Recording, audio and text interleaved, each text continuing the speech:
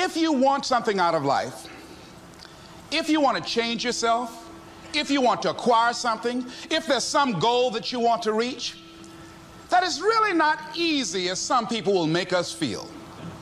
That living your dream, changing your behaviors, overcoming negative habits, it's challenging.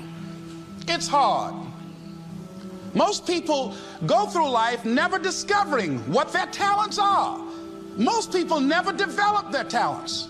They have skills and abilities, but if you don't nurture them, if you don't develop them, they will never serve you. Your gifts can take you many places if you develop your gifts.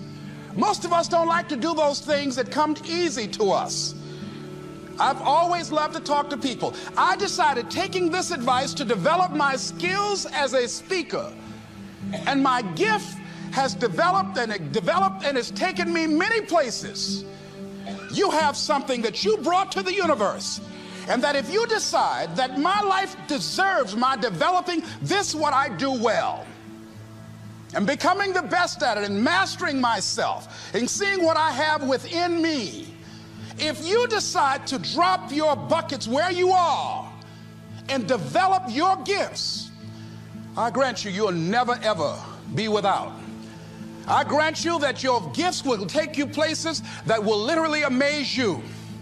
I grant you that if you begin to work to develop your gifts, you'll develop a strong sense of happiness. You'll get a larger vision of yourself, because part of beginning to get a larger vision of yourself, all of us need some area of our lives where we can have a feeling of competence. That people know when they think about this area, that's something you do.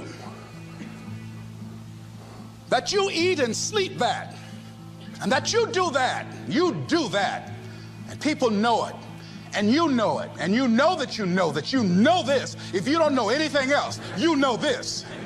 Can you tell I know what I'm doing? Oh, hell no. You know this. So you've got to work on it. When other folk are having a good time, you've got to have the strength of character to concentrate, to read, to digest information. If you decide in any particular area that you're concerned about to make a conscious, deliberate, determined effort to read one book a month in that area, in 5 years you'll be among the top 5% experts in the world. I read a minimum of 2 books a week. The average American reads only 1 book a year. If you decide that area that you love, that you are going to master that particular area, in this era of accelerated change, overwhelming complexity, and tremendous competition, as you begin to develop and expand your skills and your talents and your vision of yourself, you will always be in control of your destiny. The next thing is, whatever it is that you want to do, you want to do it massively. I have a friend who was telling me that his sales were down. I said, well, how many phone calls you make a day? He said, 25. I said, double them. Make 50 or 75 or 100. He said, oh man, that's just too much. What do you mean too much? You behind on your bills? You talking about too much? You know one way to get back on your feet real quick is to miss 2 car payments? You talking about you're tired? There's no competition out here. Decide that you're going to push yourself. Most people won't do that. Most people give up on themselves easily. You know the human spirit is powerful. There's nothing as powerful. It's hard to kill the human spirit. They asked Benjamin Disraeli, a man who became the head of a country at a time when Jews were not allowed out after 10 o'clock. They said, how did you do it? How do you achieve it against such great odds? He said, nothing can resist the will of a people that will stake even their existence on the extent of their purpose for good. That when you have a made-up mind, when you decide that you want to do something, I was reading something the other day, he said, the power to hold on in spite of everything, the power to endure, this is the winner's quality. The hunger, the ability to face defeat again and again without giving up. This is a winner's quality. You have that quality within you. When you're hungry, you don't care about the facts. You don't care about the odds. Doug Williams played for the Washington Redskins, quarterback. John Elway of the Denver Broncos in the Super Bowl. Everybody was talking about Elway. After the Super Bowl, when Doug Williams made a historic passing game, they asked him, said, how were you able, in spite of all of that negative publicity saying that you couldn't win, how did you do it? He said, I ignored my critics. I just didn't pay any attention to them. I ignored myself because they kept on saying it so much. There were times I doubted whether or not I can do what I needed to do. There's a Doug Williams in everybody here. There's greatness in you. And you've got to learn how to tune out the critics outside and the critic inside. And since I'm going to do this, I'm going to harness my will. And I'm not going to let anything stop me. I deserve this. I'm going to do it until. And this friend, I told him, said, start increasing your calls. I said, I make 100 calls a day. I got a callus in my ear. My ear is kind of dark. You can't see it, but it's there. His sales have increased. Working harder now. The other thing is that if you want something, you have got to be relentless. You've got to learn how to become resourceful. You've got to learn how to become creative.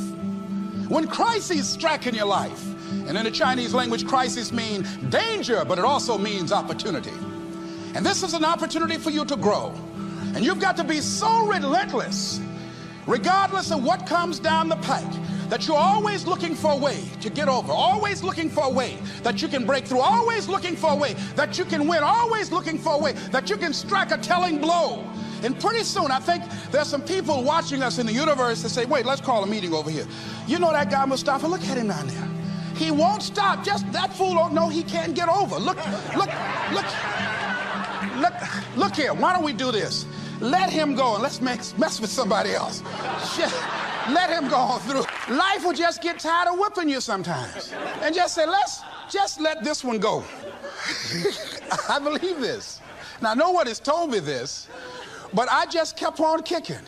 I didn't have sense enough to stop. I was intelligently ignorant. I didn't know what I couldn't do. So I just tried anything. And the fascinating thing about life, because you can't get out of it alive, you might as well have a good time, you know? You might as well have a good time. Live your life with passion, with some drive. I was giving a seminar the other day, and I mentioned that I was going to do some training in August with some young teenagers and take about 100 away to a 2 or 3 day camp and wipe them out. Been working on this. So after the speech, one of the parents walked up to me and said, Mr. Brown, I'd like for you to do something for my son. He's not motivated. I said, I wonder why. I wonder what's wrong with him. He had no fire whatsoever. See, what you do speak so loudly, folk can't hear what you're saying. And so if you don't have any fire, you know, you've got to watch the people, the relationships that you develop. Have people of kindred mindsets. If you're around folk who are dead and negative all the time, they will affect you. You want people that are around you that have smiles on their faces, looking good. I was telling a group last week, Abraham Lincoln refused to hire a guy because of his face. They said, but the guy can't help it. He said, anybody over 30 is responsible for their face. If you have some depressing face looking at you every day, it affects your blood pressure. Keep these dead faces away from you. It's contagious. This is serious. So you've got to watch your countenance, watch your face. Have an uplifted expression, watch your body posture. All of these things affect you psychically. You got to be the kind of person that you are fearless. Fearless. Folk leave fearless people alone. There's some people walk through a neighborhood and every dog in the neighborhood would bark at them. But there's some people come through and ain't nobody gonna mess with this. You are unstoppable. And because you are unstoppable, because you've got power that you haven't even begun to use yet, you owe it to yourself to release your brakes. How many of you have the experience of pulling out of your driveway and you mashed on the accelerator and the car was just going, and couldn't move, and you mashed harder and it couldn't move, and then you discovered you had your emergency brakes on? And then you release those emergency brakes and it goes, choo. Have you ever had that experience before? Most of us go through life with our brakes on, holding back, not giving all that we have, not sharing all of ourselves. Most of us go to our graves still holding on rather than releasing it. What are some of those things that keep us from releasing it? Because of past experiences, past defeats, past pain. We look back, well, it didn't work out then. It probably won't work out now. Many people get confused their performances with who they are. I was reading Pat Riley, the coach of the Los Angeles Lakers. After the Trailblazers had blown them out of the water, and I'm sure he said this last night, they asked him, how do you feel? He said, tonight we were exposed for what we are right now.